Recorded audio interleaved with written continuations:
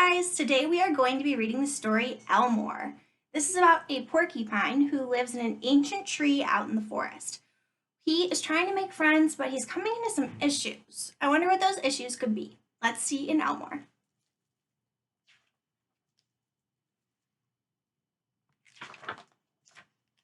Elmore lived by himself in an ancient maple tree. He loved it there. Wow, looks beautiful. Every few days he would climb down the huge tree trunk as the darkness fell to graze on his favorite leaves and twigs. Then back he would go to his snug hollow in the ancient tree.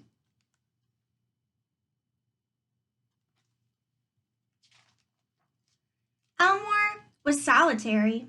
He lived alone. And you would think that he'd be used to that by now. But here's the thing. He often felt lonely. Solitude could be boring. If I could think of a color that represented him, I think blue right now. He seems on his own. It's kind of sad. He always had trouble making friends. What was the problem?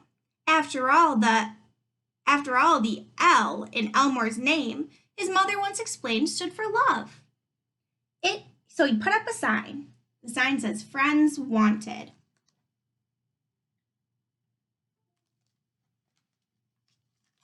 He was discouraged by what he overheard.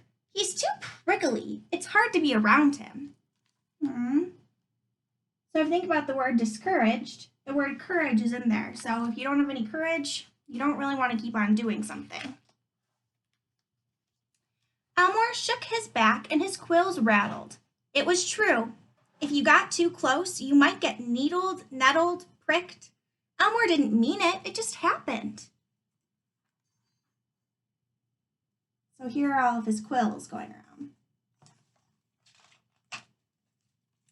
He spent a rainy day holed up in the ancient tree, thinking about what to do. What could be done about his favorite troublesome quills? They were there to protect him like a coat of armor. But protect him from what? Elmore's life was peaceful. He was lucky.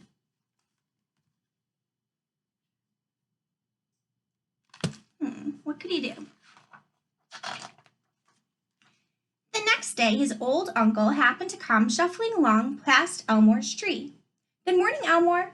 A moment later, he said, "You don't seem your usual cheerful self. Is something wrong?" "I wish I didn't have all these quills," Elmore explained. "It's too hard to be around. I have no friends." "I'm your friend," his uncle said. "That's different," Elmore replied. So maybe they can be friends because they both have quills, because they're both porcupines. But he says it's not the same. "But you are a porcupine," his uncle stated empathetically. Think about when you're empathetic, you're feeling somebody else's feelings. So he's saying, but you're a porcupine. "You wouldn't be a porcupine without quills." "I know," said Elmore. "I've got hundreds and thousands of them." "You're a handsome porcupine," his uncle added. "Your quills are beautiful. You should treasure them."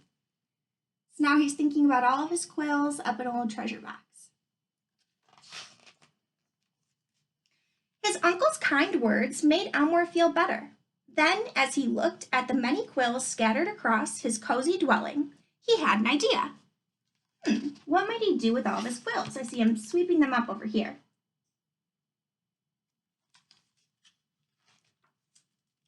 Elmore tied up each small cluster of quills with a bit of string.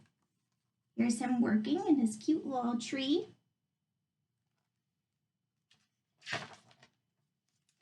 He posted another sign. This sign says, "Elmore Quill Pens, 100% real porcupine quills, free." So he's going to sell pens. People used to write with a quill, so they would dip the quill into ink and write. So now he's going to sell pens.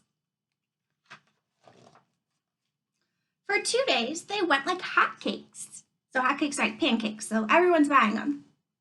Everyone would enjoy a quill pen, especially if it was made from 100% real porcupine quills, and free too. They could make ink from berries.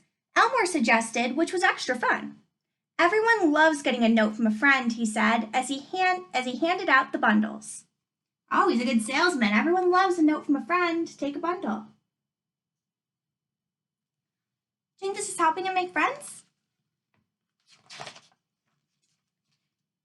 By the time the last quill pens were gone, Elmore was tuckered out, but most of all, he was happy. Oh, look at him. Now I wouldn't describe him as blue. Maybe he'd be yellow. I feel like he's cheerful. In the days that followed, he received all kinds of notes. It was exciting. It says, "We love our quill pens. This is a picture of us. Let's be pen pals."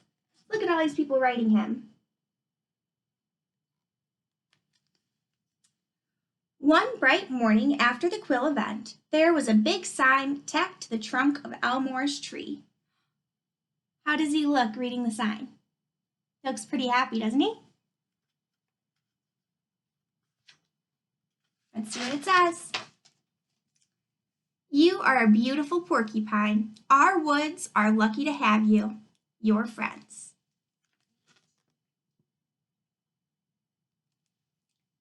So at first, his quills seemed like they were an issue, but in the end, they helped him make friends and figure out who he was.